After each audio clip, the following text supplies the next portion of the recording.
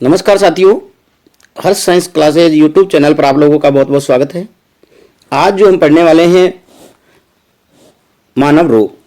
मानव में रोग किस प्रकार से उत्पन्न होता है, ह्यूमन डिजीज कौन कौन सी हैं और उसके उत्पन्न होने के पीछे क्या कारण है, क्या सिम्टम्स है, ये सब कुछ पढ़ेंगे। और इसी में आपको जितने भी कंपटीशन के अंदर पूछे गए क्वेश्चन हैं मानव रोग से संबंधित, वो इसमें आपको इंक्लूड किए गए हैं, क्वेश्चन लगाए गए हैं इसमें, जो पिछली विगत परीक्षाओं में जो पूछे गए हैं आपसे। तो सबसे पहले देखिए, मानव रोग की बात आती है तो रोग किसे कहते हैं?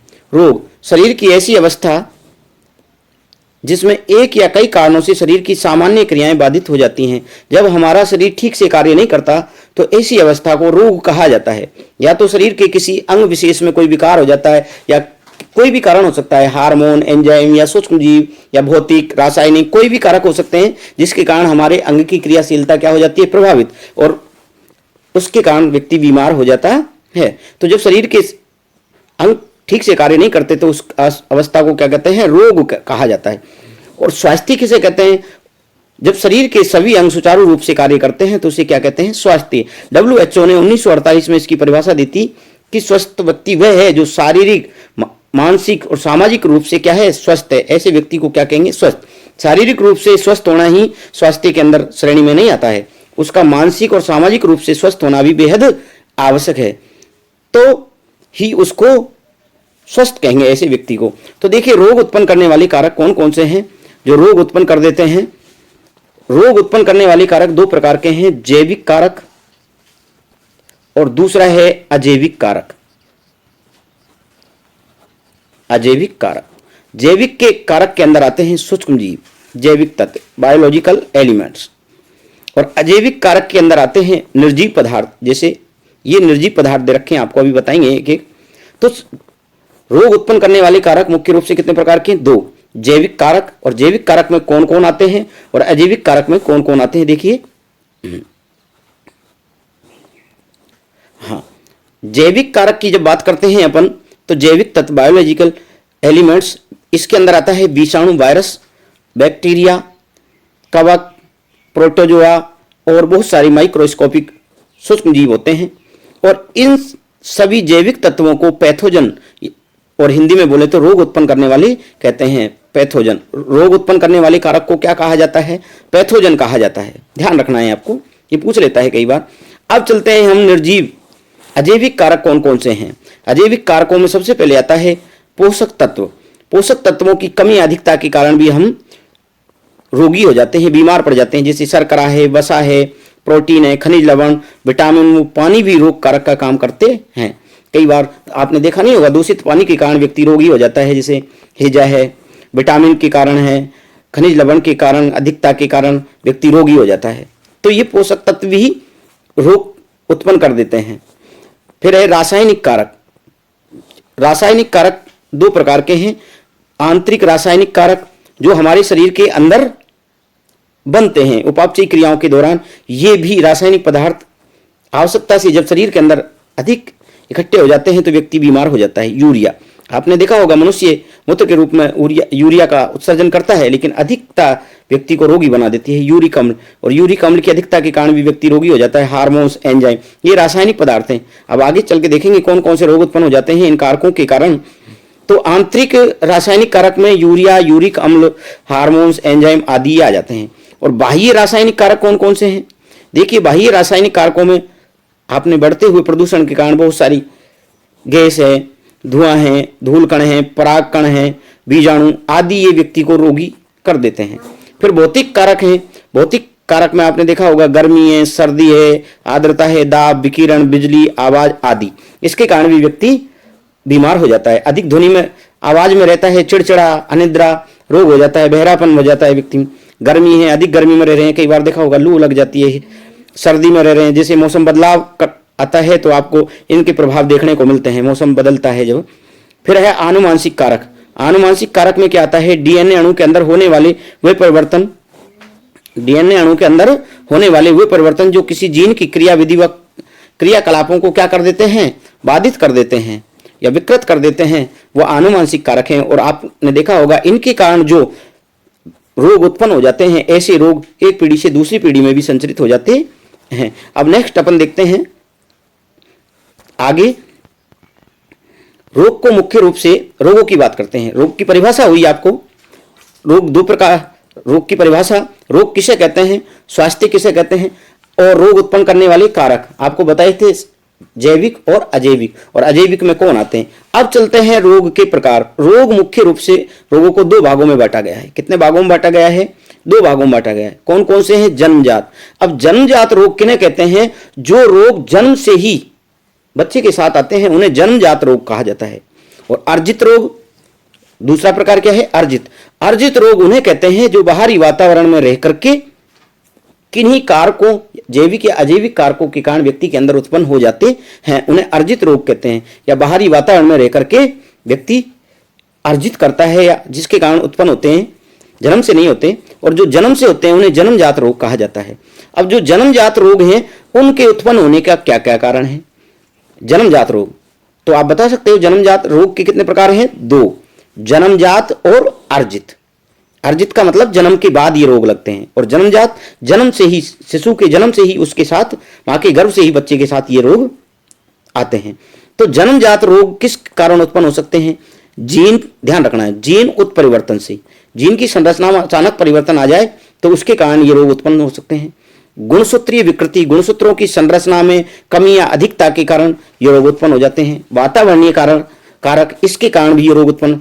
तो आपको ध्यान रखना है, जन्मजात रोग किस किस के कारण, किन कारणों से उत्पन्न हो सकते हैं, जीन के कारण, गुणसूत्रों की संरचना में परिवर्तन के कारण, और वातावरणीय कारकों के कारण। अब हम देखते हैं कि जीन उत्परिवर्तन के कारण कौन कौन से रोग हो जाते हैं। कंपटीशन में कई बार पूछा गया है, पूछ लेता है कि जीन उत्परिवर्तन के कारण होने वाला रोग है या गुणसूत्रों के कारण उत्पन्न होने वाला रोग है, यह प्रश्न पूछ लेता है कई बार। सबसे पहले देखते हैं जीन उत्परिवर्तन से एक्लेप्लेटोनूरिया, ये रोग उत्पन्न हो जाता है। और इस रोग में क्या होता है, एक्लेप्लेटोनूरिया रोग में, इसमें यह होता है, उपापचयिक रोग में हीमोजेंटेसिक एसिड ऑक्सीडेज अनुपस्थित होता है। इसमें हीमोजेंटेसिक एसिड ऑक्सीडेज अनुपस्थित होता है, और जो हीमोजेंटेसिक अम्ल का ऑक्सीकरण करता है इस रोग में, किसमें, एक्लेप्लेटोनूरिया में।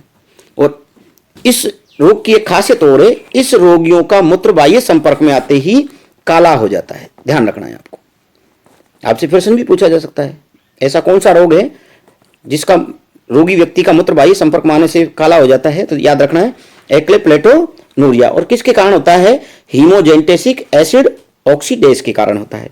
दूसरा है फेनिलकीटोन्यूरिया, ये जीन की संरचना के कारण होते हैं, फेनिलकीटोन्यूरिया। अब इस रोग में क्या होता है, ये फेनाइल एलेनिन हाइड्रोक्सिलेज नामक एंजाइम की कमी के कारण होता है। ध्यान रखना कौन सा रोग है, देखो आपको याद नहीं, फेनिल से याद रखना है आपको, फेनाइल एलेनिन हाइड्रोक्सिलेज नामक एंजाइम की कमी के कारण होता है, जो फेनाइल एलेनिन को टायरोसिन में बदल देता है। किसमें बदल देता है, टायरोसिन में बदल देता है, ये टायरोसिन में। और इस रोग से पीड़ित व्यक्ति की मानसिकता में कमी हो जाती है, व्यक्ति मंद बुद्धि हो जाता है इस रोग में। किसमें, फेनिलकीटोन्यूरिया में। और क्या बनता है, टायरोसिन बनता है।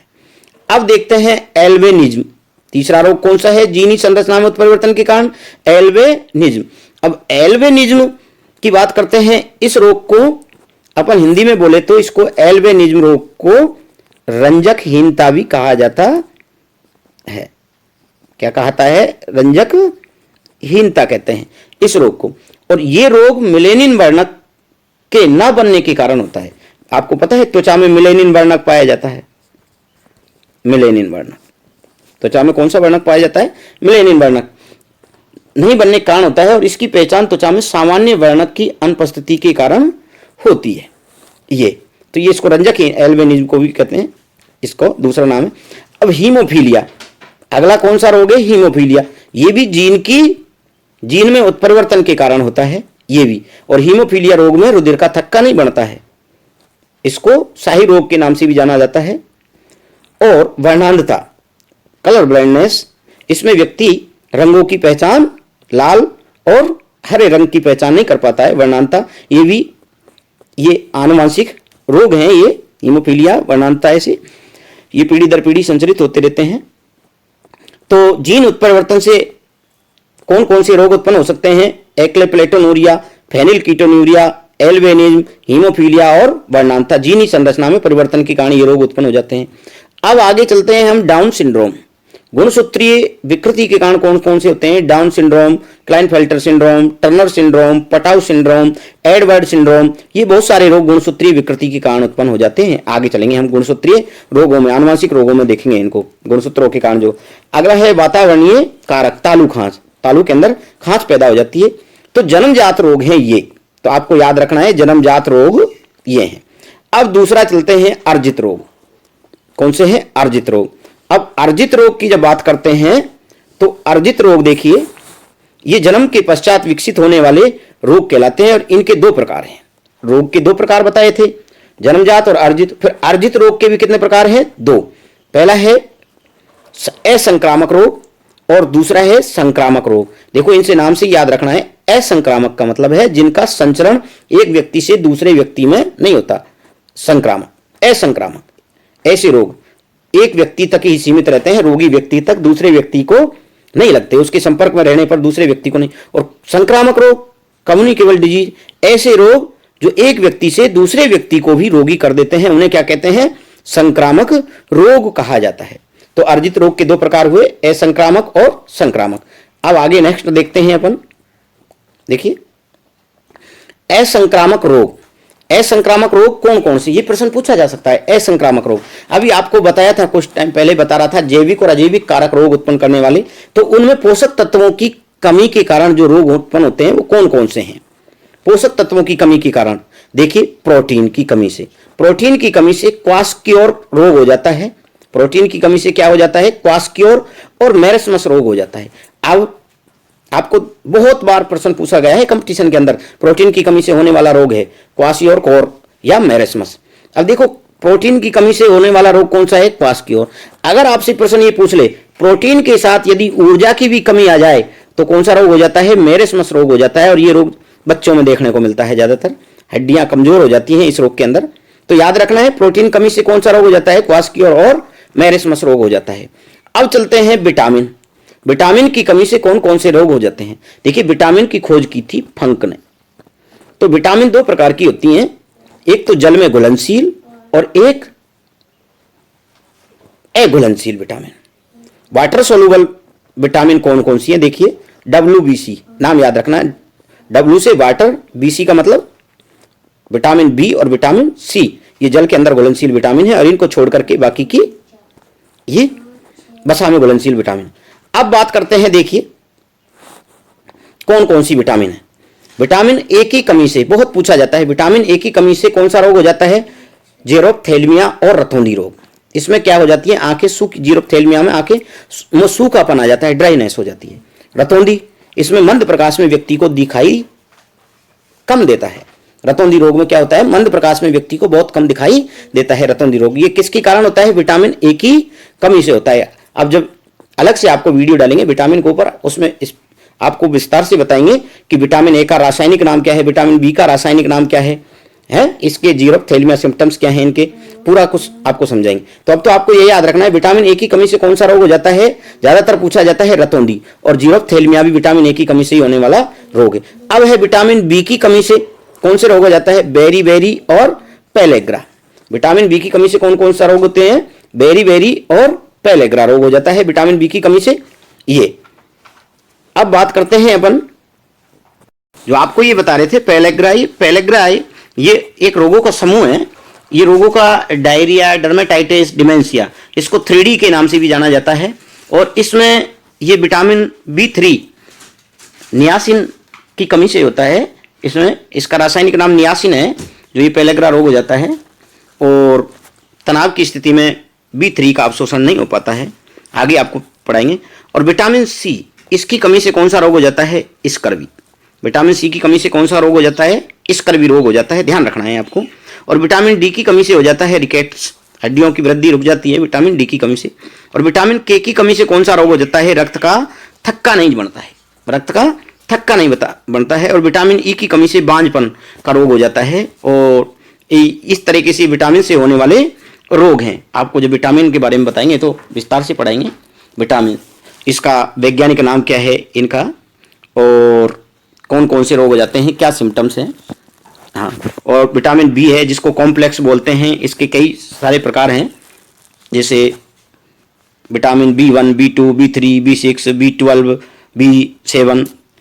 ठीक है, आपको याद रखना है खाली विटामिन के कारण कौन कौन से रोग हो जाते हैं। विटामिन ए की कमी से, विटामिन बी की कमी से, और वसा में घुलनशील विटामिन है के डा, ये याद रखना है, KEDA। और वाटर सोलुबल WBC, कई बार जल में घुलनशील, वसा में घुलनशील विटामिन, ये कई बार प्रश्न पूछ लेता है। अब आगे चलते हैं, नेक्स्ट देखिए, विटामिन से संबंधित।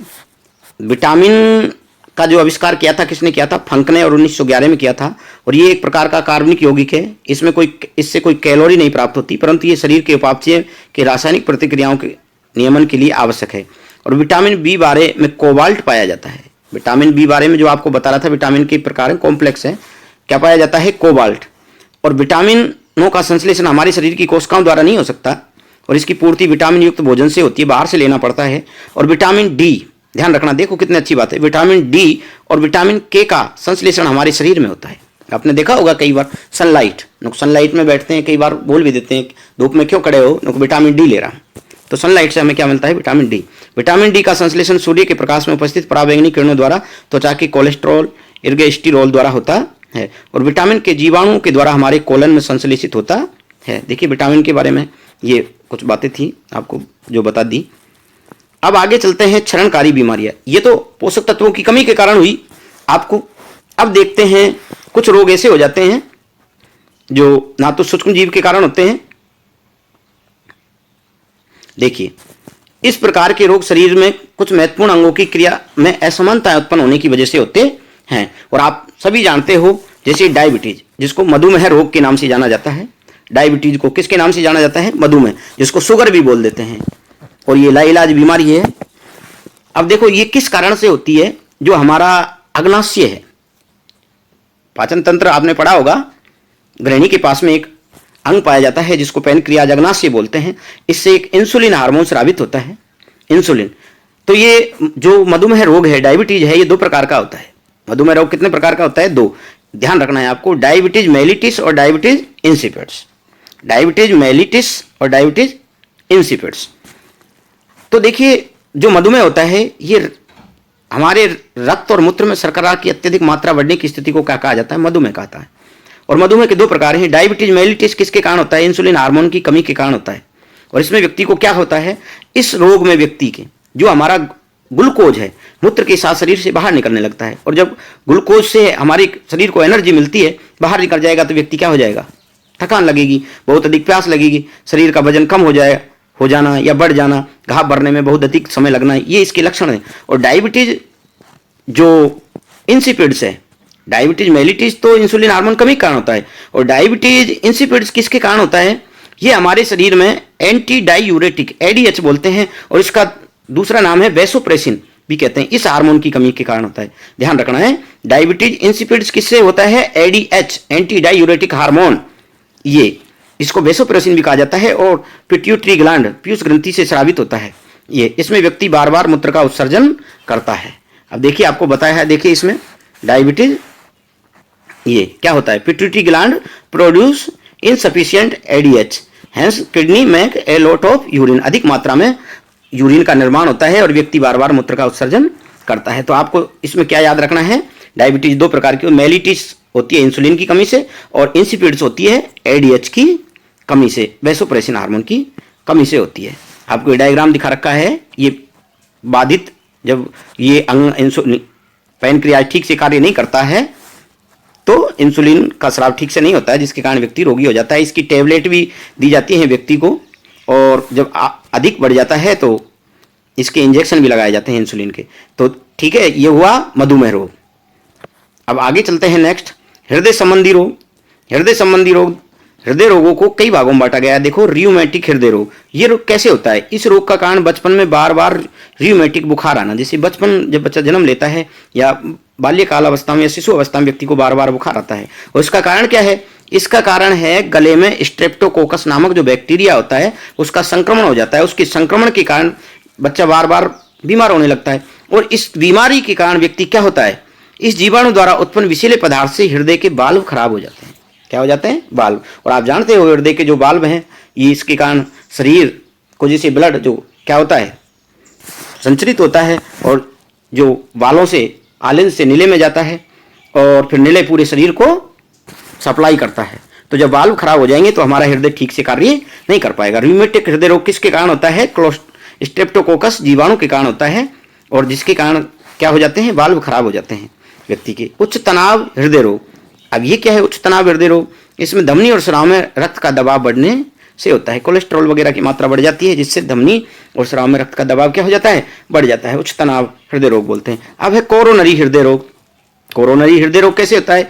इस रोग का कारण हृदय को उचित मात्रा में रक्त का प्रवाह नहीं होता है, और सीरम कोलेस्ट्रॉल का बढ़ना, सिगरेट पीना, बीपी, मोटापा, मधुमेह आदि के कारण ऐसा होता है। फिर है जोड़ों का दर्द, जिसको गाउट रोग भी बोल देते हैं, जैसे यूरिक अम्ल बनने के कारण ये गाउट रोग। ये ऐसे रोग हैं, ये असंक्रामक रोगों के अंदर आते हैं। ये एलर्जी, एलर्जी भी एक हीनताजन्य रोग ही है।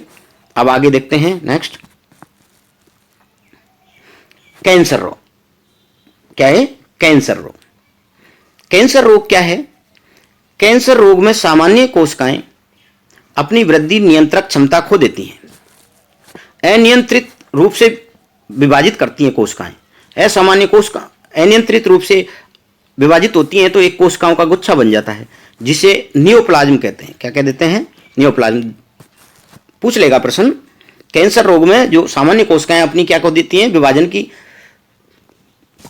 क्षमता खो देती हैं, वृद्धि का कंट्रोल नहीं रह पाता और आवश्यकता से अधिक विभाजन हो जाता है, जिसके कारण कोशिकाओं गुच्छा बन जाता है, जिसे क्या कहते हैं? नियोप्लाज्म कहा जाता है। नियोप्लाज्म। अब जिन जीन्स के कारण, अब जीनी संरचना में परिवर्तन के कारण ऐसा होता है कोशिकाओं में, और जिन जीन्स के कारण कैंसर होता है उनको ओन्कोजीन्स कहते हैं। बहुत बार पूछा गया प्रश्न है, ये ओन्कोजीन्स कहते हैं। जिन जीन्स के कारण कोशिकाएं अपनी वृद्धि नियंत्रक क्षमता खो देती हैं उन्हें क्या कहते हैं? ओन्कोजीन्स। और कैंसर उत्पन्न होने के कारण क्या है? एक्स किरणें, यूवी किरणें, परावैंगनी किरणें, रेडियोधर्मी पदार्थ, कुछ रासायनिक कारक जैसे निकोटिन, जैसे तंबाकू में पाया जाता है, कैफीन, कॉफी में पाया जाता है, कोल्चिसिन, सेक्स हार्मोन, स्टीरॉयड आदि, ये भी कैंसर का कारण बनते हैं। जैसे इसके लक्षण क्या हैं फिर? घाव ना भरना, अत्यधिक रुधिर स्राव, ब्रेस्ट में गांठ, अन्य किसी अंग में गांठ आदि। ट्यूमर बन जाता है कई बार। इसमें दो प्रकार के जैसे ट्यूमर बनते हैं, दुर्दम और सुर्दम। एक में तो दर्द होता है, एक में दर्द नहीं होता है। अब फिर एक कैंसर के प्रकार, ये भी प्रश्न पूछा जाता है, ज़्यादा प्रश्न पूछा जाता है ओन्कोजीन्स, ये कि जिन जीन्स के कारण कैंसर होता है उन्हें क्या कहते हैं? ओन्कोजीन्स, ध्यान रखना है। और कोशिकाओं का गुच्छा क्या कहलाता है? नियोप्लाज्म कहलाता है।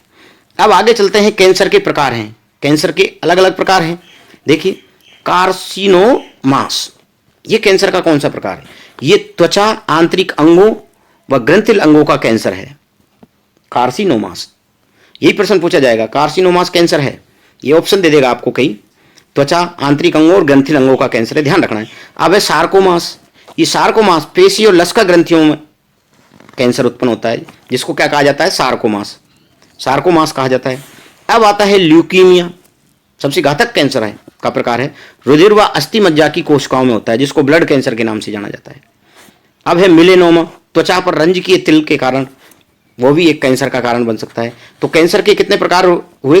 कार्सिनोमास, सार्कोमास, ल्यूकीमिया और मिलेनोमा, आपको याद रखना है, ठीक है। अब आगे नेक्स्ट देखते हैं, कैंसर का पता कैसे लगाया जाता है? कैंसर का एक्स किरणों द्वारा। रेडियोग्राफी आंतरिक अंगों में कैंसर का पता लगाती है एक्स किरणों के द्वारा भी, और बायोप्सी में इसमें क्या करते हैं? ऊतक के टुकड़े को काटकर उसे सूक्ष्मदर्शी से उसका अध्ययन किया जाता है, और फिर पता लगाते हैं उन कोशिकाओं का अध्ययन करके कि ये कोशिकाएं किस प्रकार से विभाजित हो रही हैं, तो उससे भी पता लगा लेते हैं। अब इसका इलाज कैसे किया जाता है कैंसर का? कैंसर का इलाज करने की कौन कौन सी विधि हैं? सबसे पहले कीमोथेरेपी, सर्जरी, रेडियोथेरेपी, इम्यूनोथेरेपी। प्रश्न बन सकता है, कैंसर का इलाज निम्न में से किस विधि द्वारा किया जाता है? तो ये कैंसर इलाज की विधियां हैं कीमोथेरेपी, सर्जरी, रेडियोथेरेपी।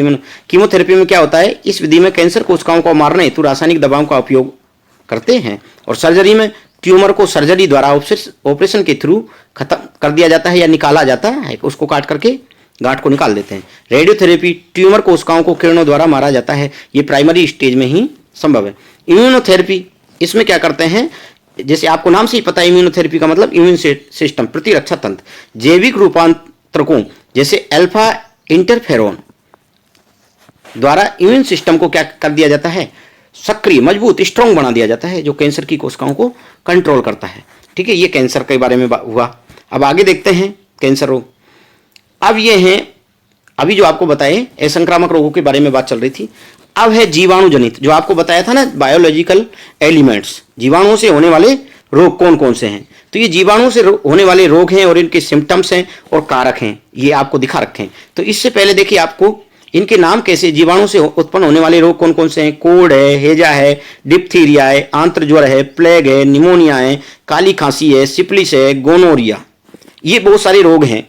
और भी रोग हैं बैक्टीरिया के कारण, लेकिन अब याद कैसे रखें। अब वायरस के कारण आपने देखा होगा, वायरस के कारण भी रोग हैं, कई बार कंफ्यूज हो जाते हैं कि ये वायरस के कारण है या बैक्टीरिया के कारण। तो देखिए, इसको आपको देखने के लिए आपको क्या करना है, आपको ये ट्रिक लगा रखी है, इसमें ये ट्रिक है, देखो कैसे याद रख सकते हो आप इसको, एक ट्रिक के माध्यम से याद रख सकते हैं इसको। पंडित का टीका नींव है, ये ट्रिक है, इससे आप जीवाणु से होने वाले रोगों को याद कर सकते हैं। पंडित का टीका नींव है, इसको GST ये भी याद रख सकते हो, लास्ट में जोड़ सकते हो GST, पंडित का टीका नींव है। कैसे याद रखेंगे, पंडित के पैसे क्या बनेगा, प्लेग, डी से क्या बन जाएगा, डिप्थीरिया, ते से क्या बन जाएगा, तपेदिक, जिसको टीबी कहते हैं। ठीक है, काशी बन जाएगा काली खांसी, टी से बन जाएगा टिटनेस, काशी बन जाएगा कुष्ठ रोग, न्यू से बन जाएगा निमोनिया, हे से बन जाएगा हेजा, और जी से गोनोरिया, सिफिलिस, ये भी बैक्टीरिया से होने वाले रोग हैं। लेकिन ये इनको STD रोग बोलते हैं, STD यौन संचरित रोग कहा जाता है, सेक्सुअल ट्रांसमिटेड डिजीज इनको। तो आप इस तरीके से जीवाणु से होने वाले रोगों को याद कर सकते हैं। अब एक एक के बारे में देखते हैं, इनके सिम्टम्स क्या हैं।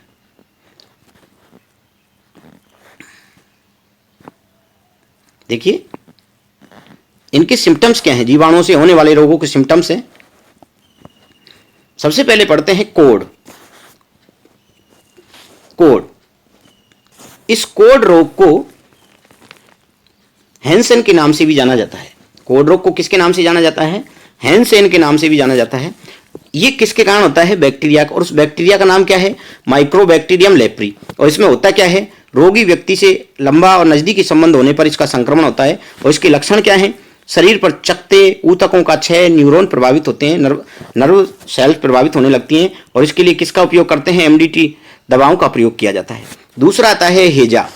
हेजा किसके कारण होता है, ये विब्रियो कोलेरी बैक्टीरिया के कारण होता है। हेजा किसके कारण होता है, विब्रियो कोलेरी के कारण होता है। ज़्यादातर प्रश्न यही पूछा जाता है कि कोड से उत्पन्न, कोड किस बैक्टीरिया के कारण होता है, हेजा किस बैक्टीरिया के कारण होता है, विब्रियो कोलेरी रोगाणु के कारण होता है। और ये किससे, इसका संक्रमण किससे होता है, दूषित भोजन करने से, पानी, घरेलू मक्खी से भी इसका फैलता है, क्योंकि वो गंदगी पे बैठती है, फिर हमारे भोजन पर बैठेगी या खाद्य सामग्री पर बैठेगी। ऐसी सामग्री को जब आप खाओगे तो आपको हेजा हो जाएगा। इसमें इसके सिम्टम्स क्या हैं, उल्टी आना है, दस्त है, शरीर में जल की कमी, ऐसा हो जाता है। बार बार उल्टी आएगी, दस्त जाएंगे तो शरीर में जल की कमी, डिहाइड्रेशन हो जाएगा। अब पका भोजन, उबला हुआ जल, टीकाकरण, इससे इसका रोकथाम की जा सकती है। अगला है डिप्थीरिया रोग। ये किसके कारण होता है, कॉर्नी बैक्टीरियम डिप्थीरिया से होता है, ये जीवाणु से। और ये खांसने छींकने से इसका संक्रमण होता है और श्वास अवरोध हो जाता है, सांस लेने में दिक्कत होती है, हल्का बुखार होता है। और इसका भी क्या है, टीकाकरण, आपने देखा हो बचपन में इनके टीके लगाए जाते हैं डिप्थीरिया के भी। फिर है आंत्र ज्वर। ये किससे होता है, साल्मोनेला टाइफोसा से। आंत्र ज्वर किससे होता है, साल्मोनेला टाइफोसा से। ये भी गंदे पानी और दूषित भोजन से होता है और आंत्र की ग्रंथियों में सूजन आ जाती है और लाल चकत्ते पड़ जाते हैं शरीर पर ये। और इसका इलाज किससे किया जाता है, क्लोरोमाइस्टिन दवा द्वारा व साफ सफाई से। इसका इलाज किया जाता है। क्लोरोमाइसिटिन एक दवा है, इसके देने से इसमें राहत मिलती है। फिर है प्लेग। आपको ट्रिक तो याद होगी, पंडित का टीका न्यू है जीएसटी, ये आपको ट्रिक है इनको रोगों को याद करने की। प्लेग बेसिलस पेस्टिस, ये प्लेग रोग हो जाता है और किससे फैलता है? चूहों से फैलता है। एक बार एक महामारी हो गई थी प्लेग, हाँ, और जो चूहों से ही हुई थी। अब बात करते हैं, देखो प्लेग की बात कर रहे थे अपन, किससे होता है? इसका जीवाणु क्या का नाम क्या है? बेसिलस पेस्टिस, इसका जीवाणु है। अब इसका संक्रमण चूहों पर पाए जाने वाले पिस्सुओं द्वारा होता है। चूहों पर क्या पाए जाते हैं? पिस्सू, उसके कारण हो जाता है। और जो आपको मैं बता रहा था ये, और जो चूहों पर जो खतरनाक पिस्सू है उसका नाम क्या है? जेनोप्सिला केओपिस, प्लेग का भयानक पिस्सू है, कई बार पूछा गया है। जेनोप्सिला केओपिस ये पिस्सू का नाम है, जो प्लेग का भयानक, सबसे ज्यादा प्लेग फैलाने में फैला देते हैं भयंकर तरीके। और इसमें होता क्या है? इस रोग में शारीरिक दर्द, आंख तथा गर्दन की ग्रंथियों में सूजन आ जाती है। और इसका उपचार सल्फर ड्रग स्ट्रेप्टोमाइसिन दवा चूहों को रोक करके इसका इलाज किया जा सकता है। फिर है निमोनिया, ये भी बैक्टीरिया से होने वाला रोग है। डिप्लोकोकस न्यूमोनी नामक बैक्टीरिया के कारण होता है, खांसने छींकने से होता है। तेज बुखार, सांस लेने में दिक्कत, फेफड़ों में सूजन आ जाती है। ठंड से बचाव, प्रतिजैविक दवाओं का प्रयोग करके इस रोग से बचा जा सकता है। निमोनिया किससे होता है? डिप्लोकोकस न्यूमोनी से, पीछे न्यूमोनी आ रहा है, नाम याद रखने में आसानी रहेगी, निमोनिया। अब आता है काली खांसी। क्या है? काली खांसी। हीमोफिल्स पर्टुसिस नामक बैक्टीरिया से होती है काली खांसी, हवा द्वारा फैलता है, रात्रि में खांसी अधिक आती है। डीपीटी का टीका इसके रोकथाम के लिए लगाया जाता है। जो आपको बता रहा था जीएसटी वाली ट्रिक बताई थी, सिफिलिस और गोनोरी, जीएस सिफिलिस, ये यौन संचरित रोग है। ये ट्रेपोनेमा पैलिडम के द्वारा होता है, असुरक्षित यौन संबंध द्वारा होता है। और शिशन व योनि पर लाल चकत्ते, जन्नांगों पर दर्द व सूजन होने लगती है। और पेनिसिलिन प्रतिजैविक का उपयोग से इसमें राहत मिलती है। फिर गोनोरिया, ये नाइजीरिया गोनोरियाई नामक बैक्टीरिया से होता है, रोगी व्यक्ति से संभव करने पर फैलता है। और जोड़ों में दर्द, मूत्र मार्ग में लालपन, सूजन, पस और सुरक्षित संभोग तथा प्रतिजैविक दवाइयां इसका बचाव है। इस प्रकार आप जीवाणु जनित रोगों को याद कर सकते हो, किसके कारण होता है ये सारे रोग आपको बताए। कोड है माइक्रोबैक्टीरियम लेप्री से, हेजा विब्रियो कोलोरी से, और डिप्थीरिया कॉर्निबैक्टीरियम से। इस कारण आप सभी रोगों को आप याद कर सकते हैं। और ये सिम्टम्स हुए। अब आगे नेक्स्ट चलते हैं हम। देखिए टिटनेस रोग कई बार पूछा जाता है, मैंने कुछ और थोड़ा डिटेल से बता दिया है। जो बार बार कंपटीशन में जो क्वेश्चन पूछे जाते हैं उनको थोड़ा आपको हाईलाइट करने का प्रयास किया है। देखो टिटनेस रोग है, यह रोग घावों में टिटनेस नामक जीवाणु, जैसे कई बार चोट लग जाती है, गोबर, गंदगी, लोहा आदि के कारण जब चोट लग जाती है तो ये टिटनेस रोग हो जाता है। और इसको धनुष तंबा लॉक जो, प्रश्न पूछा जाएगा आपसे, लॉक जो के नाम से भी जाना जाता है इस रोग को। धनुष तंबा भी, धनुष टंकार के नाम से भी जाना जाता है। और किसके कारण होता है ये? क्लोस्ट्रिडियम टिटेनाई या क्लोस्ट्रिडियम टिटेनी भी मिल सकता है आपको कहीं बहुत सी जगह। और इसमें होता क्या है? इस रोग में मांसपेशियों में खिंचाव, तेज दर्द होता है। और इसके लिए प्रतिरक्षी टीके लगाकर, और इसके लिए एटीएस का 24 घंटे के अंदर एटीएस का टीका लगाया जाता है इस रोग के उपचार के लिए 24 घंटे। और इसमें होता क्या है? जो ये क्लोस्ट्रिडियम टिटेनी नामक जीवाणु है, इससे टिटेनो स्पाइस्मिन नामक विषैला पदार्थ बनता है। टिटेनो स्पाइस्मिन नामक विषैला पदार्थ बनता है, जिसके कारण ये मांसपेशियों में जकड़न हो जाती है और ऐंठन बन जाती है और जबड़ा बंद हो जाता है, पेशियों में दर्द होता है। और इसलिए क्या करते हैं? 24 घंटे के अंदर ये टिटनेस का इंजेक्शन लगा लेना चाहिए। फिर दूसरा रोग कौन सा है? पेचिस। पेचिस रोग ये कैसे होता है? आंतों में संक्रमण के कारण ये रोग उत्पन्न होता है। ये गंदा भोजन, पानी, पेय पदार्थों के कारण हो जाता है। ये रोग कपड़ों, उंगलियों, गंदे बर्तनों के द्वारा भी संचरित होता है। और रोग के कारण ये जीवाणु है जो देखो ई कोलाई हमारी आंत में पाया जाता है, सिगेला है, कैम्पाइलोबैक्टर है, साल्मोनेला है आदि, ये क्या करते हैं? पेचिस रोग उत्पन्न कर देते हैं, ऐंठन बना देते हैं, आंतों में संक्रमण पैदा कर देते हैं। ये जियार्डिया प्रोटोजोआ या कुछ विषाणु भी इस रोग को उत्पन्न कर देते हैं पेचिस के कारण। अब आगे नेक्स्ट देखते हैं अपन। ये जीवाणुओं से होने वाली आपको ट्रिक, आप कंफ्यूज नहीं हो सकते। और आपको इसके लक्षण मैंने बता दिए, किस रोग के लक्षण क्या हैं, तो आप ये आसानी से याद कर सकते हैं। अब आगे नेक्स्ट देखते हैं विषाणु जनित रोग। अब बैक्टीरिया से होने वाले रोग बताए थे, अब हैं हमारे वायरस से होने वाले रोग। देखिए सबसे पहले वायरस से होने वाले रोग कौन कौन से हैं। वायरस, ये जो वायरस है ये ऐसा है, इसको सजीव और निर्जीव के बीच की योजक कड़ी भी कहा जाता है। ये जब जीवित कोशिका के संपर्क में होता है तो ये सजीव जैसे लक्षण प्रकट करता है, और जब ये सजीव कोशिका के संपर्क में नहीं होता तो ये निर्जीव जैसे लक्षण दिखाई देते हैं। इसको बोतल में बंद कर सकते हैं, बर्फ में रह सकता है, गर्म रेत में रह सकता है, ये जब बाह्य सजीव के कोशिका के संपर्क में नहीं होता तो, इसलिए इसको सजीव और निर्जीव के बीच की योजक कड़ी भी कहा जाता है इसको, वायरस को। तो देखो वायरस से होने वाली जो रोग हैं, सबने नाम सुना होगा, एड्स रोग है, लाइलाज बीमारी है। इससे बहुत प्रश्न पूछा जाता है एड्स रोग से। कोई भी कंपटीशन हो, सब कंपटीशन के अंदर रोग से क्वेश्चन जरूर बनता है, एक क्वेश्चन जरूर पूछा जाएगा। तो एड्स रोग क्या है, आपको विषाणु रोगों से होने वाली भी ट्रिक आपको दे रखी है, इसमें ट्रिक भी मिलेगी आपको। तो एड्स रोग, सबसे पहला जो प्रश्न बनता है इसमें यही बनता है, प्रश्न है जो एड्स रोग का। एड्स का कई बार पूरा नाम पूछ लेता है। एड्स का पूरा नाम है, ए से बन रहा है एक्वायर्ड, आई से बन रहा है इम्यूनो, और डी से बन रहा है डिफिशियंसी, और सिंड्रोम, एस से बन रहा है सिंड्रोम। तो एक्वायर्ड इम्यूनो डिफिशियंसी सिंड्रोम, उपार्जित प्रतिरक्षा न्यूनता संलक्षण, इसका पूरा नाम है। और जो एड्स रोग है ये किसके कारण होता है, ये एचआईवी वायरस के कारण होता है, एचआईवी वायरस। और एचआईवी का भी पूरा नाम पूछ लेता है, human immuno deficiency virus, human immuno deficiency virus के। एड्स को सर्वप्रथम सीडीसी ने 1981 में पहचाना था। और एचआईवी एक रेट्रो विषाणु, बहुत ये कंपटीशन पूछा गया है, किस प्रकार का विषाणु है, रेट्रो विषाणु।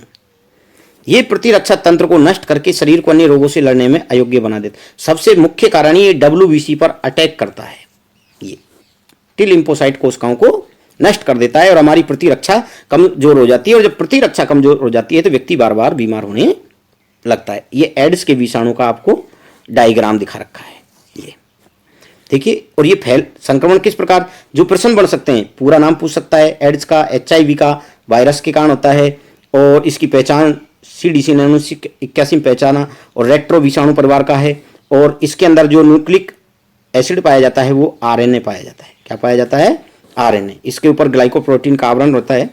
और इसका जो संक्रमण होता है मुख योनि गुदा संभोग द्वारा होता है, रक्तदान द्वारा होता है, रोगी व्यक्ति के इस्तेमाल की हुई सिरिंज से भी होता है, और माँ से बच्चे द्वारा स्तनपान से हो सकता है।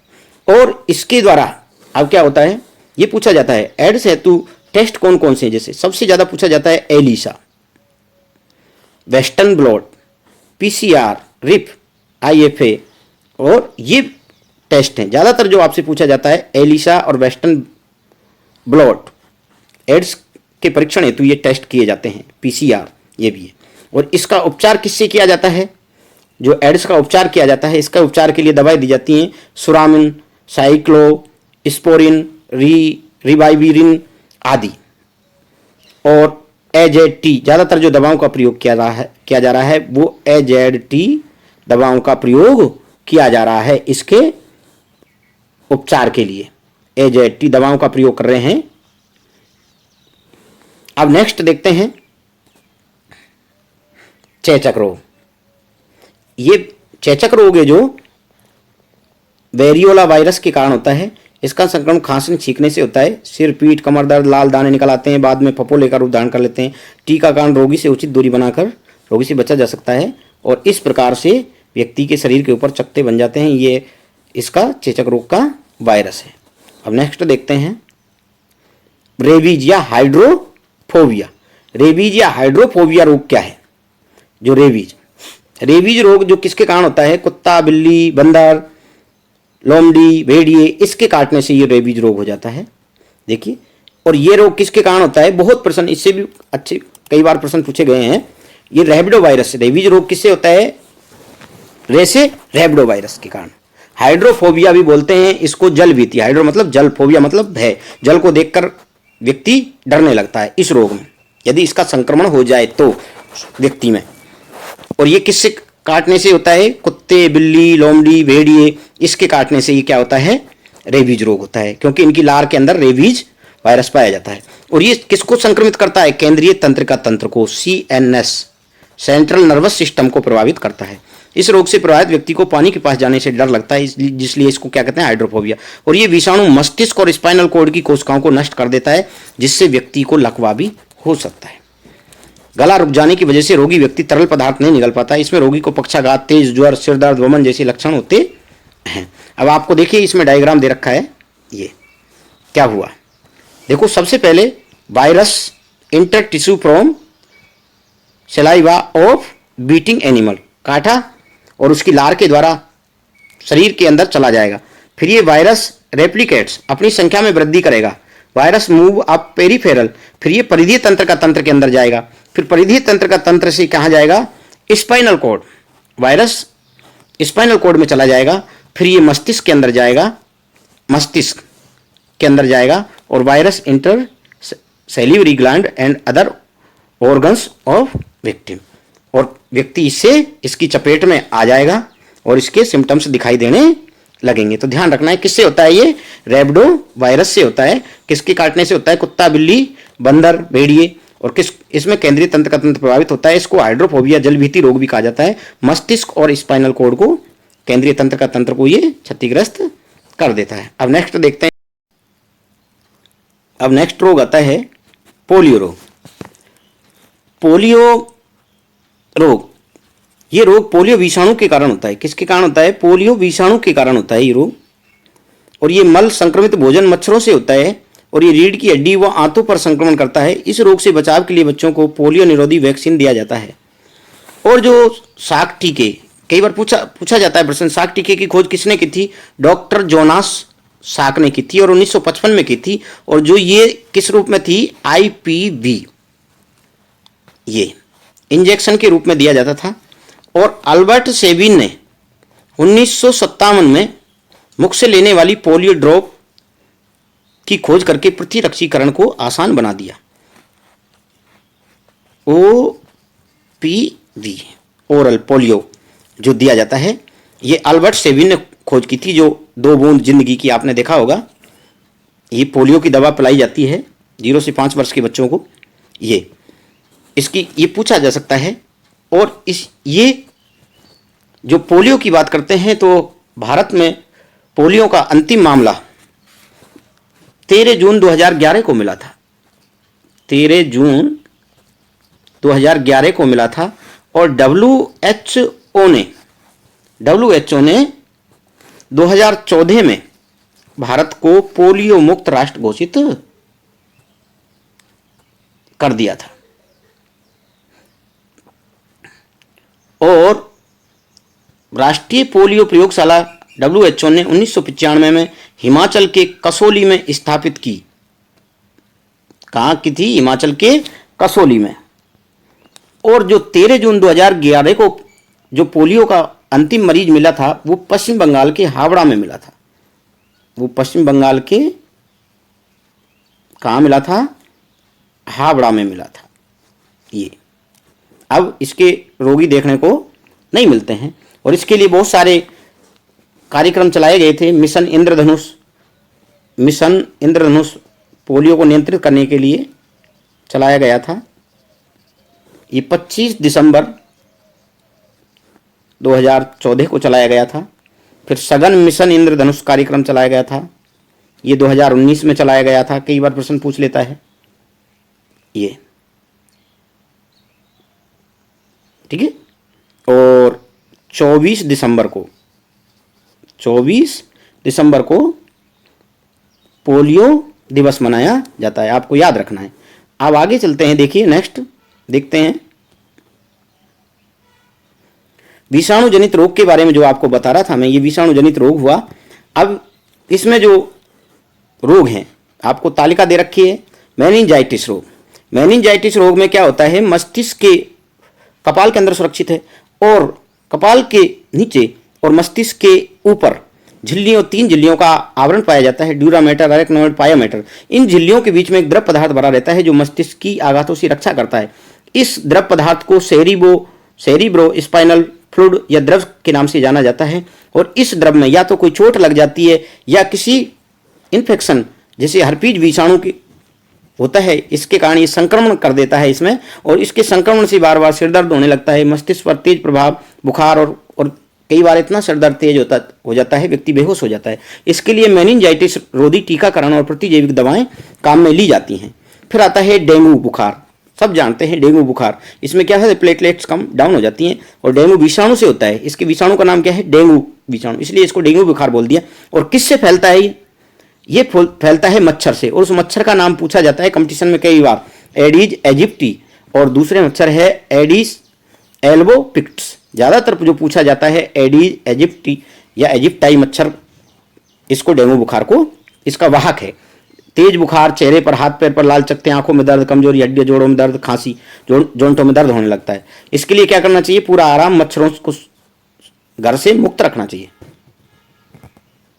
मच्छर नहीं रहे, पानी को इकट्ठा नहीं होने दें, इधर आसपास साफ सफाई का विशेष ध्यान रखें। फिर एक गलसुआ, गलसुआ जैसे गाल सूज जाते हैं, इसमें गालों पे सूजन आ जाती है, गलसुआ नाम से ही पता है। फिर मम्प्स विषाणु से होता है, रोगी की लार से ये संक्रमण हो जाता है, रोगी की लार लग जाए तो दूसरा व्यक्ति संक्रमित हो जाता है। झुरझुरी, सिर दर्द, पैरोटिड ग्रंथि में सूजन आ जाती है जो कानों के पास होती है, पैरोटिड ग्रंथि। इसके लिए क्या करते हैं, टेरामाइसिन के इंजेक्शन को दिया जाता है या नमक के पानी की सिकाई से इसमें राहत मिलती है। अब जो मैं आपको बता रहा था खसरा, ये मोरबेली विषाणु से होता है, वायु के द्वारा नाक के श्राव द्वारा हो जाता है और आंख नाक से पानी बहना, शरीर में दर्द और बुखार, लाल दाने बन जाते हैं। और गामा ग्लोबुलिन व टीका, पूरा आराम, भोजन व उबला पानी देना चाहिए। फिर है हर्पीज, ये हर्पीज विषाणु से होता है और रोगी के संपर्क द्वारा फैलता है और शरीर की त्वचा पर खुजली और फफोले बन जाते हैं और विषाणु रोधी दवा इसमें काम करती है। इस प्रकार ये विषाणु से होने वाले रोग हो गए और इनकी ट्रिक आपको बता दी, बैक्टीरिया से होने वाले रोगों की ट्रिक बता दी। इसलिए आप इन ट्रिकों को याद करने से आप क्या है, कंफ्यूज नहीं होंगे कि वायरस से होने वाले रोग कौन से हैं, बैक्टीरिया से होने वाले रोग कौन से हैं। अब नेक्स्ट देखते हैं अपन जो विषाणु से रोग होने वाले की ट्रिक। देखिए इसकी ट्रिक है, ए चाचा इन्हें डांटो, खरे गाल पे छापो।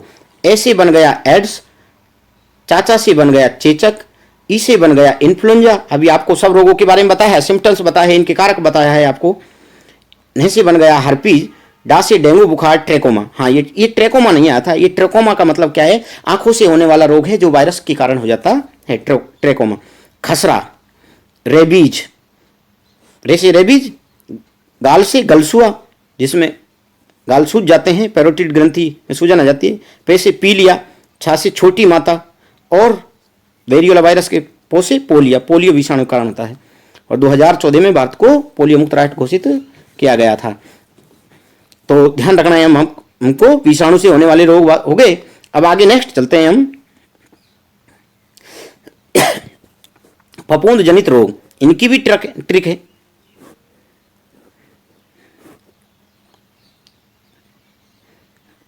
इनकी ट्रिक देखिए, इनको भी ट्रिक से याद करेंगे। सबसे पहले हम इनके सिम्टम्स देख लेते हैं। दाद, ये ट्राइकोफाइटोन से होता है, हवा में फैले फफूंद के बीजाणुओं द्वारा होता है और त्वचा पर लाल चकत्ते और पेट में जलन, रोगी व्यक्ति से पूरी तरह पृथक रहना चाहिए। और एथलीट फुट, ये भी ट्राइकोफाइटोन के कारण होता है, संक्रमित जमीन द्वारा पैर सूज जाता है, त्वचा के मुलायम हिस्से पर संक्रमण से होता है, नंगे पांव नहीं रहना चाहिए, इसमें एथलीट फुट। फिर एक टीनिया क्रोसिस, ट्राइकोफाइटोन रुब्रुन के कारण होता है, कवक के कारण, रोगी व्यक्ति द्वारा उपयोग की गई वस्तुओं से होता है और खुजली के साथ लाल धब्बे बन जाते हैं। और प्रतिकवक दवाइयाँ, एंटी फंगल दवाइयाँ लेनी चाहिए, जैसे एलिलामीन और एजोली। फिर दमा, ये किससे होता है, ज़्यादातर पूछा जाता है। दमा एस्परजिलस फ्यूमिगेट्स नामक कवक से होता है और ये किसका माध्यम क्या है, धूम्रपान, इत्र, पराग, मिट्टी, धूल के कण से। इसमें बार बार खांसी आती है दमा में, सांस लेते समय सीटी की सी आवाज़ निकलती है, छाती में जकड़ाहट तथा भारीपन, सांस फूलना। और इसके लिए क्या कौन सी दवाएं हैं, डेरिफाइनिल और टेड्राल, डेल्टा कॉर्टिल आदि दवाओं का प्रयोग इसमें राहत देता है। फिर है गंजापन टीनिया कैपिटिस कवक के कारण होता है, सिर के बालों की ग्रंथियां कवक द्वारा नष्ट कर दी जाती हैं, प्रतिकवक दवाएं लेने से फायदा मिलता है। खाज, ये खाज किससे होती है, एके रस इसके बीज से हो जाती है और त्वचा में खुजली होने लगती है। इस प्रकार आप याद रख सकते हो इन रोगों को। ये फफूंद जनित रोग है, कवक से होने वाले। अब इनको कैसे याद रखा जाए, देखिए, दामाद खाए गांजा फूट। आप देखिए, बैक्टीरिया की आपको बताई थी, पंडित का टीका नीम, ये बैक्टीरिया की ट्रिक थी। एक वायरस की ट्रिक थी, ए चाचा इन्हें डांटो, खरे गाल पे छापो। फिर कवक से होने वालों की ट्रिक, रोगों की ट्रिक है दामाद खाए गांजा फूट। ये दामाद के दामा से दाद, दे से दमा, एस्परजिलस के कारण हो रहा था जो, खाए खाज खुजली, गांजा गंजापन, फुट एथलीट फुट। ये आप इस तरीके से इनको कवक से होने वाले रोगों को याद रख सकते हो, दामाद खाए गांजा फूट। ये अब आगे नेक्स्ट चलते हैं। देखिए प्रोटोजोआ से होने वाले रोग, इनकी भी फिर ट्रिक है। देखिए प्रोटोजोआ से होने वाले रोगों की ट्रिक है। ये पानी में कल आम पका, पानी में कल आम पका, ये प्रोटोजोआ से होने वाले रोगों की ट्रिक है। पानी के पास से पायरिया, नीच से निद्रा रोग, में से मलेरिया, कल से कालाजार, आम से अमीबी पैचिस, पका से पैचिस। ये प्रोटोजोआ से होने वाले रोगों की ट्रिक है। पानी में कल आम पका, दामाद खाए गांजा फूट, ये किसकी ट्रिक थी? कवक की। अब देखो प्रोटोजोआ से होने वाले रोग हैं कालाजार, लिस्मानिया डोनोवानी, बहुत पूछा जाता है। कालाजार रोग किसके कारण होता है? लिस्मानिया डोनोवानी नामक प्रोटोजोआ से होता है। और ये किसके काटने से होता है? ज्यादातर जो अब तक क्वेश्चन पूछा गया है, ये बालू मक्खी के काटने से फैलता है। इसमें लक्षण क्या है? पीलिया, लीवर आकार में बढ़ जाते हैं, बुखार और पीलिया हो जाता है, आरबीसी नष्ट होने लगती हैं। कीटनाशक दवा का छिड़काव करें जिससे कि इस बालू मक्खी को भगाया जा सकता है। कालाजार किससे होता है? लिस्मानिया डोनोवानी, याद रखना है। निद्रा रोग स्लीपिंग सिकनेस के नाम से भी जाना जाता है, ट्रिपेनोसोमा ब्रूकी, ये किसके कारण होता है? सीसी मक्खियों के काटने से होता है। याद रखना कालाजार, बालू मक्खी और निद्रा रोग या स्लीपिंग सिकनेस रोग सीसी मक्खी के काटने से होता है। इसमें क्या होता है? लसका ग्रंथियां बढ़ जाती हैं, शारीरिक और मानसिक निष्क्रियता बढ़ जाती है, व्यक्ति उम्दा सा रहता है। और कीटनाशक दवा का छिड़काव और ये इसका प्रयोग करने से इससे बचा जा सकता है।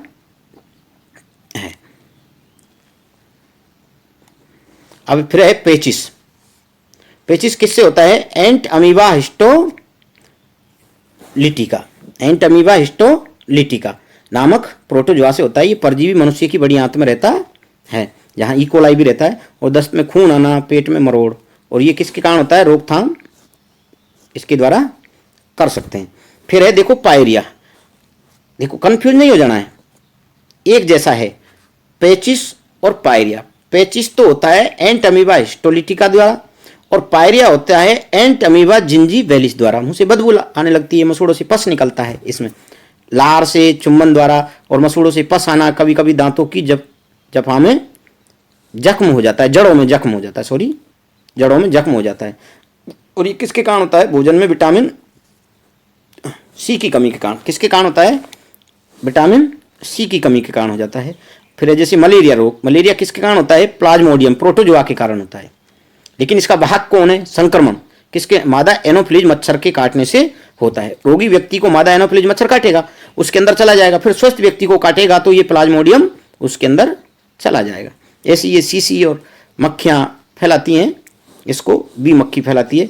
और जाड़े के साथ बुखार, आरबीसी नष्ट होने लगती है। कुनैन, पेलुड्रिन, क्लोरोक्विन आदि दवाओं का प्रयोग मच्छरों को अपने आसपास नहीं पनपने देता है। इस प्रकार से आप इन रोगों को याद कर सकते हैं। प्रोटोजोआ से होने वाले रोग हैं, देखिए कालाजार, निद्रा रोग, पेचिस, पायरिया, मलेरिया। इनके देखो ये लिस्मानिया डोनोवानी से, ट्रिपेनोसोमा ब्रूकी से, और इसमें आपको याद रखना सीसी मक्खियां। और इसके लिए दवा कौन सी दी जाती है? ट्रिपरसेमाइड इंजेक्शन का पूरा कोर्स करना चाहिए। और इसमें जो आपको बता रहे थे मलेरिया रोग में कौन सी दवा दी जाती है? कुनैन, पेलुड्रिन, क्लोरोक्विन आदि दवाओं का प्रयोग किया जाता है। ठीक है, अब आगे नेक्स्ट चलते हैं अपन। प्रोटोजोआ से होने वाले रोगों की ट्रिक आपको बता दी, पानी में कलाम पका। ठीक है, अब है आनुवांशिक रोगों को याद करने की ट्रिक। कई बार पूछा जाता है आनुवांशिक रोगों की याद करने की ट्रिक क्या है? आनुवांशिक रोगों को कैसे याद कर सकते हैं?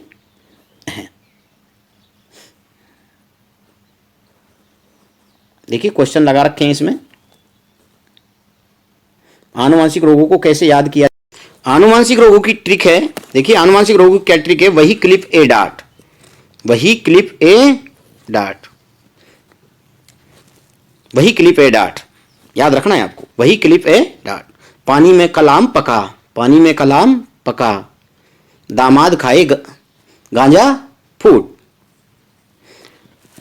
ए चाचा इन्हें डांटो खरे गाल पे छापो, पंडित का टीका न्यू टीके। ये ट्रिक आपको याद रखनी है। अब देखो वही क्लिप ए डार्ट, वैसे बन गया वर्णांतता, जिसमें हरा और लाल रंग में विभेद नहीं कर पाता ऐसा रोगी, वर्णांतता। ये आनुवांशिक रोग है जो पीढ़ी दर पीढ़ी संचरित होते हैं। हीमोफीलिया, इस रोग में क्या होता है, रक्त का थक्का नहीं जमता। आपको पता है, कई बार प्रश्न पूछ रहा है, आपने विटामिन में आपको पढ़ाया था, विटामिन के की कमी के कारण क्या होता है, रक्त का थक्का नहीं जमता। लेकिन ये हीमोफीलिया रोग विटामिन के की कमी से नहीं होता है, के की कमी से नहीं होता है। ये हीमोफीलिया में रक्त का थक्का नहीं जमता, चोट लगने पर रक्त बाहर निकलने लगता है। फिर एक क्लीसे बन गया क्लाइनफेल्टर सिंड्रोम। ये एक्स लिंग गुणसूत्र की अधिकता के कारण होता है। इन्हें XXY नर कहा जाता है, ध्यान रखना। इसमें गुणसूत्र कितने हो जाते हैं, 47। ये पैसे बन गया पटाव सिंड्रोम, और ये 13वें गुणसूत्र के कारण होता है। किसके कारण होता है, 13वें गुणसूत्र के कारण। ऐसे बन गया एडवर्ड सिंड्रोम, ये किसके कारण होता है, 18वें गुणसूत्र के कारण। पूछा जाएगा एडवर्ड सिंड्रोम किसके कारण होता है, 18वें गुणसूत्र। डासे बन गया डाउन सिंड्रोम, 21वें गुणसूत्र के कारण होता है। और टेसे बन गया टर्नर सिंड्रोम, और ये एक्स लिंग गुणसूत्र की कमी के कारण होता है। इन्हें X0 मादाएं कहते हैं, टर्नर सिंड्रोम। X0 मादाएं किनको कहा, टर्नर सिंड्रोम को प्रश्न पूछा है किस नाम से जाना जाता है, X0 मादाओं के नाम से भी जाना, X0 कहते हैं।